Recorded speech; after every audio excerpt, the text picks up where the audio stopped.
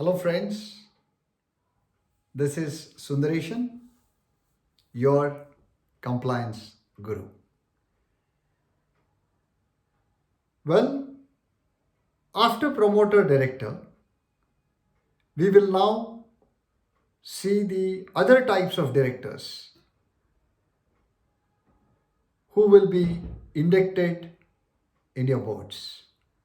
But before that, let me give you a heads up on some of the numbers that you need to remember. The first one is, what is the minimum number of directors for a private company? Answer is 2. What is the minimum number of directors for a public company? The answer is 3. Is there a maximum number of directors that I can induct on my boards? Yes. And the number is 15. In case you need to increase your board members beyond 15, then you need to take a shareholders approval. The other number game is on the individuals. How many companies can I become a director? It is 20 companies.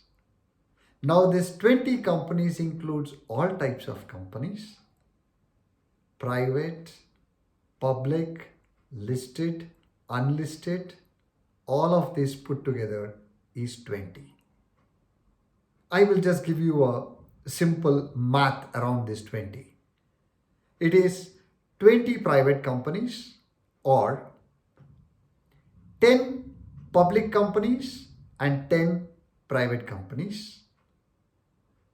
Again, there is a subdivision into the public company, which is 7 listed companies, 3 public companies, and 10 private companies. So, these are some of the parameters that you need to take care before onboarding any other person or onboarding yourself onto boards. So, having given you the numbers to look up, we move to the next type of director, which is resident director. Prior to 2014, we had countries like Dubai or Singapore, which mandatorily required a resident director to be appointed.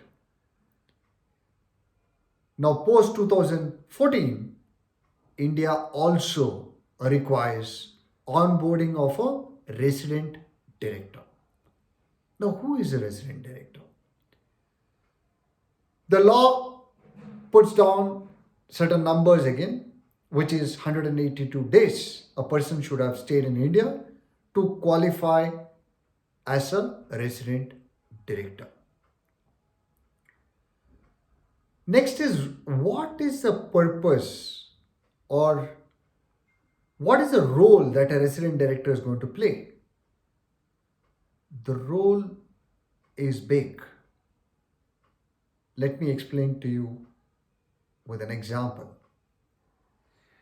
Suppose you have a private company where 2 directors are in some part of the world, and to satisfy the requirements of a resident director, you have one director who is in India. Now, this director who is resident in India will be responsible for the entire company, meaning all the stakeholders' responsibility is now the resident director's responsibility. That is why the role played by a resident director whether implied or express, is very significant. Now, why should you think before you onboard as a resident director? So there are a lot of legislations in the country which require the signature of a resident director. Some of the returns under income tax has to be filed only by a director. Some of the returns or most of the returns under company law has to be filed by a director. And like this, you have multiple legislations which mandate that it is a must to have the sign off from a resident director. So, with responsibility comes liabilities.